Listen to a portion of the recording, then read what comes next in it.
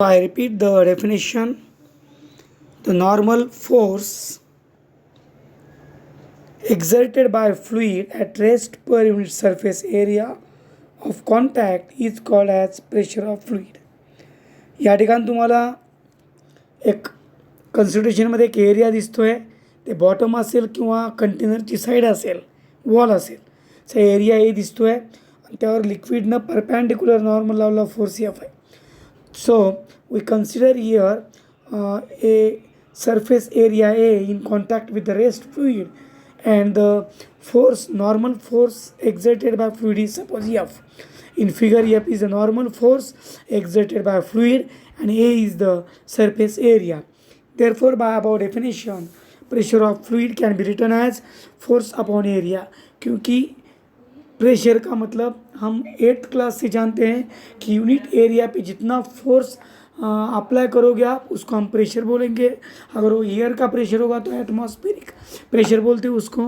लेकिन यहाँ फ्लूइड का प्रेशर है तो फ्लूइड ने कंटेनर के यूनिट एरिया पे जितना फोर्स एक्सर्ट किया उसको हम बोलेंगे प्रेशर. तो फॉर्मूला कैसे लिखेंगे? टोटल फोर्स जो अप्लाई किया है उसको टोटल एरिया से डिवाइड करेंगे तो pressure P is equal to F upon A. हमारा प्रेशर का formula. By above equation it is clear that same force exerts high pressure on small area and low pressure on large area. This is the complex sentence. What it can is said that अगर आपका force same है लेकिन area कम होगा तो area जितना कम होगा उतना उस फोर्स का इफेक्ट यानी प्रेशर ज़्यादा होगा, और अगर एरिया बड़ा होगा तो उस फोर्स का इफेक्ट यानी प्रेशर कम होगा. तो आपने सपोज 10 न्यूटन फोर्स लगाया और 10 newton force 2 metre square area पे लगाया तो 10 न्यूटन अपॉन 2 आंसर हो गया 5. यस, लेकिन जब हम 10 न्यूटन फोर्स 5 एरिया पे लगाएंगे तो 5 10 डिवाइड बाय 5 का मतलब आंसर आएगा 2. जितना एरिया ज़्यादा होगा प्रेशर कम होगा और जितना एरिया कम होगा उतना प्रेशर ज़्यादा होगा. ये समझ में आएगा आपको. और next title unit of pressure. Formula हमने देखा, उसके अंडरस्टैंडिंग इसी प्रेशर की. अब यूनिट क्या होगा? Depending upon the equation. Force का यूनिट न्यूटन है, एरिया का यूनिट मीटर स्क्वायर है ऐसा यूनिट, तो प्रेशर का ऐसा यूनिट होगा Newton per metre square. So ऐसा unit of pressure is newton per metre square. और सीजीएस यूनिट होगा dyne per centimetre square. Notes में नहीं है लेकिन यूनिट होगा dyne per centimetre square CGS का. और न्यूटन पर मीटर स्क्वायर ऐसा यूनिट उसको पास्कल कहते हैं. अभी पास्कल का कन्वर्जन हायर यूनिट्स में क्या है देखो. पास्कल का 100 टाइम करेंगे तो हेक्टोपास्कल होगा, यानी 100 पास्कल मतलब 1 हेक्टोपास्कल, और 1 हेक्टोपास्कल मीन्स 100 पास्कल. उसके बाद बार नाम का एक यूनिट है. एक बार में 10⁵ पास्कल बैठते हैं. 10⁵ यानी 1 लाख. जैसे 100 पास्कल को हम 1 हेक्टोपास्कल बोलते हैं, वैसे ही 1 लाख पास्कल को हम 1 बार बोलते हैं. इसके बाद डायमेंशंस फॉर्मूला. अभी डायमेंशन में प्रेशर के डायमेंशन निकालने हैं तो फोर्स के डायमेंशन आपको मालूम होने चाहिए और एरिया के. अभी फोर्स के डायमेंशन सबको मालूम है, रिसाइकल करो माइंड को. m⁻1 l⁻1 t⁻⁻2 ये किसके डायमेंशन है? फोर्स के. और डिवाइडेड बाय एरिया. एरिया मतलब l⁻2. तो नीचे का l⁻2 डिनोमिनेटर से न्यूमरेटर के जाने के बाद l⁻² होगा, और पहले l⁻+1 है फोर्स में, l⁻+1, और डिवाइड में एरिया में l⁻+2 के ऊपर आने के बाद -2 हो गए तो l⁻+1 और नीचे की l⁻2 यानी l⁻−1. तो dimensions of pressure l⁻−1, m⁻1 और t⁻². These are the definition, formula, unit and dimensions. इस पे क्वेश्चन आ सकता है. इसके बाद जो नेक्स्ट टाइटल है, very important title is there, pressure due to liquid column. अभी कॉलम लिक्विड का है और वही लिक्विड कॉलम जो प्रेशर एक्सर्ट करेगा बाकी एरिया पे वो निकालना है. उसके लिए टाइटल देखो पूरा। नेक्स्ट टाइटल क्या है, pressure due to liquid column. तो pressure due to liquid column में एक फिगर आपको देख रही है आप नोट्स में आपके, एक कंटेनर है, उसमें वाटर लिया है आपने या कौन सा लिक्विड लिया है, और उस कंटेनर में एक सिलेंड्रिकल शेप दिख रहा है, लेकिन वो जो सिलेंडर है वो एक्सटर्नली हमने डाला नहीं है, वो इमेजिन किया है, वो लिक्विड का ही सिलेंडर है। तो लिक्विड का वो जो सिलेंडर है उसको बोलने का लिक्विड कॉलम, और उस कॉलम ने एक्सर्ट किया वाला प्रेशर हमें निकालना है कि अगर एक लिक्विड है कंटेनर में, तो कंटेनर में जो लिक्विड है उसी का लिक्विड कॉलम उस लिक्विड के बॉटम पे कितना प्रेशर एक्सर्ट करता है, ये हमें निकालना है। तो फिगर को कंसिडर करो। फिगर में क्या है, एक कंटेनर दिख रहा है आपको, उसमें एक लिक्विड वाटर बोल के लिया है आपने, और उसमें एक सिलेंड्रिकल लिक्विड कॉलम लिया है। सिलेंड्रिकल लिक्विड कॉलम, उसको सी हमने बोला है। तो प्लीज़ कॉन्सेंट्रेट, एच क्या है, एच उस कॉलम की हाइट है, हाइट ऑफ इमेजिनरी सिलेंडर। जो अभी हमने लिक्विड कॉलम लिया है, सिलेंडर लिया है, उसकी हाइट एच है, और एरिया क्रॉस सेक्शन एरिया उसकी जारी ए है, और सी डेंसिटी ऑफ लिक्विड। तो सी नहीं बोलने का, उसको रो बोलते हैं। It is a density of liquid, rho बाद में फॉर्मूला में लिखा है रो कैसे लिखते हैं, लेकिन सी नहीं बोलो, रो बोलो उसको। तो कंसिडरेशन देखो, consider a container containing liquid such as water. अब एक कंटेनर लिया है, उसमें एक लिक्विड हमें कंसिडर करना है, और वो लिक्विड नो डाउट वाटर है, full stop. To calculate pressure exerted by liquid column, liquid column ने एक्सर्ट किया वाला प्रेशर अगर आपको निकालना है तो हमें कंसिडर करना पड़ेगा क्या, consider an imaginary cylinder of height H and है वो क्रॉस सेक्शन एरिया ए। तो हमें एक सिलेंडर कंसिडर करना है जिसकी हाइट एच है और क्रॉस सेक्शन एरिया ए है। अब ये क्यों कंसिडर किया, क्योंकि हमें लिक्विड कॉलम ने एक्सर्ट किया वाला प्रेशर निकालना आहे, आम्हाला प्रेशर काढायचं आहे। लिक्विड कॉलमने एक्सर्ट केलं, त्यासाठी आम्ही या कंटेनरमध्ये लिक्विडचा एक सिलेंडर घेतला ज्याचा क्रॉस सेक्शन एरिया ए आहे आणि हाईट एच आहे।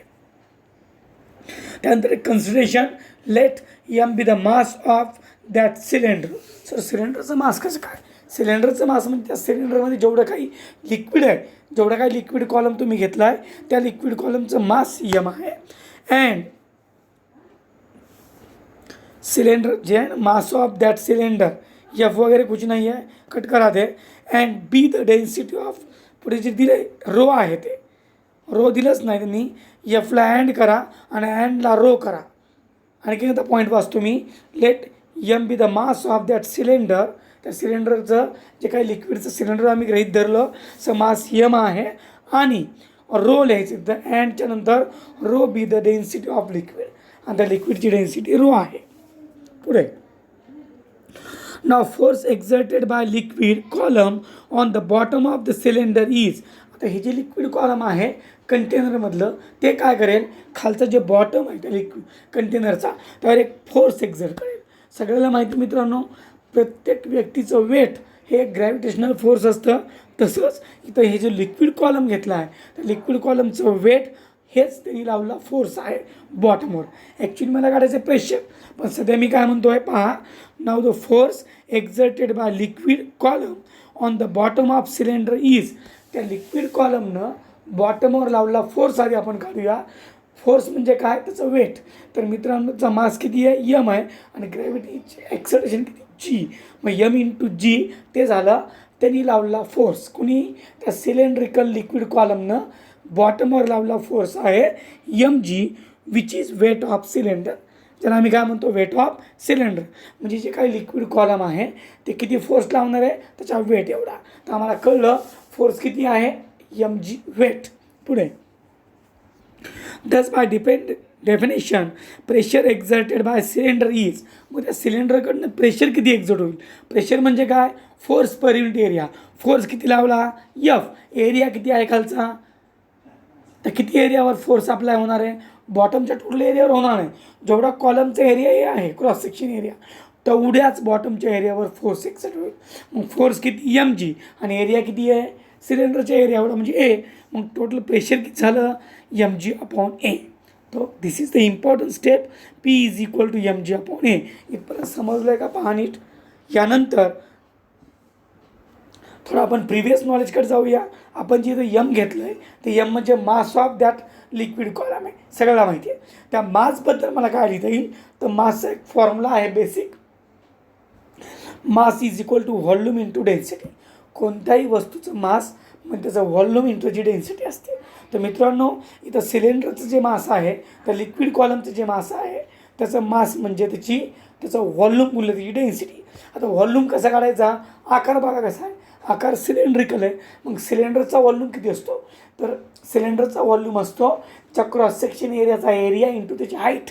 मग क्रॉस सेक्शन एरिया किती आहे ए आणि हाईट किती एच. मग ए इंटू एच हे झालं व्हॉल्यूम. आणि वर जे आपण डेन्सिटी गृहीत धरली आहे तर बरोबर नाही केलेलं तर रो करा. It is a density of that liquid. So mass M is equal to volume into density. Volume आहे ए इंटू एच आणि डेन्सिटी आहे रो. तो एम की वैल्यू होगी ए एच आणि rho. A h rho is the value of m. So equation 1 becomes P is equal to एमची किंमत A h rho लिहा इंटू वर जी आहे divide by A. A gets cancel. What is the last step. So pressure exerted by liquid column is P is equal to h rho g. Page number 5 चालू आहे आपलं. Page number 5वर P is equal to h rho जी हे आपलं equation आलं आहे. This is the pressure exerted by liquid column. Thus pressure exerted by liquid is थोडं point चुकला आहे लिहिण्यामध्ये. नॉट डिपेंड्स अपॉन होतं ते डेन्सिटी लिहिलं आहे. thus pressure exerted by liquid is not depends upon area of cylinder used. कारण मित्रांनो ज्यावेळेस फॉर्म्युला लिहिला त्यातला एरिया गेट्स कॅन्सल झाला आपण ज्यावेळेस कॅल्क्युलेशन केलं. त्यामुळे आम्हाला असं म्हणता येतं की लिक्विड कॉलमनं लावलेलं जे प्रेशर आहे ते त्याच्या एरिया ऑफ क्रॉस सेक्शनवर डिपेंड नाही आहे. ते डेन्सिटी कट करा तर नॉट डिपेंड पाहिजे म्हणजे त्याला इंडिपेंडंट म्हणतो आपण. दस pressure exerted by liquid is independent of area of cylinder use. जेवढं काय तुम्ही सिलेंडर यूज केलं त्याच्या क्रॉस सेक्शन एरियावर प्रेशर ऑफ लिक्विड डिपेंड नसतं. कळलं. नेक्स्ट इट डिपेंड्स अपॉन ते कोणत्या गोष्टीवर डिपेंड आहे. Height of liquid column. तुम्ही लिक्विड कॉलमची हाईट जेवढी जास्त घेताल तेवढं प्रेशर जास्त असेल. डेन्सिटी जेवढी जास्त घेताल तेवढं प्रेशर जास्त असेल. म्हणजे डेन्सिटी आणि लिक्विड कॉलमची हाईट याच्यावर लिक्विड कॉलमनं लावलेलं प्रेशर डिपेंड असतं. लास्ट पॉईंट काय मग it depends upon height of liquid column and density of liquid. कळलं हे. This is the pressure exerted by liquid column. तर मित्रांनो ह्या 5 पेजमधलं जी काय स्टडी या 3 क्लिपमध्ये झाली आहे. 3 क्लिप झाल्यात आपल्या शॉर्टली मध्येच बंद पडल्यामुळं. पण इथून पुढे जे काही नोट्स तुम्हाला पाठवेल मी 2 पेजेस 3 पेजेस सी एकच क्लिप होईल. त्या क्लिपचा नीट स्टडी करा आणि हा नोट्स अंडरस्टँडिंग झाल्यास 3-4 वेळेस लिहा आणि समजलं तर मला आपल्या व्हॉट्सॲप ग्रुपवर कळवा. नाही समजलं तर आपण दुसरा पर्याय निवड. पण नक्कीच ही पद्धत थेरॉटिकली चांगली आहे असं माझं मत आहे. हां मॅथमॅटिकल एक्सप्रेशनसाठी थोडी जास्त एक्स्ट्रा वर्कआउट आपला करावं लागेल पण तरी देखील इथपर्यंत ठीक आहे. यानंतरच्या पिरियडचं मी तुम्हाला कळवेल. Best luck. Thank you. Stop that.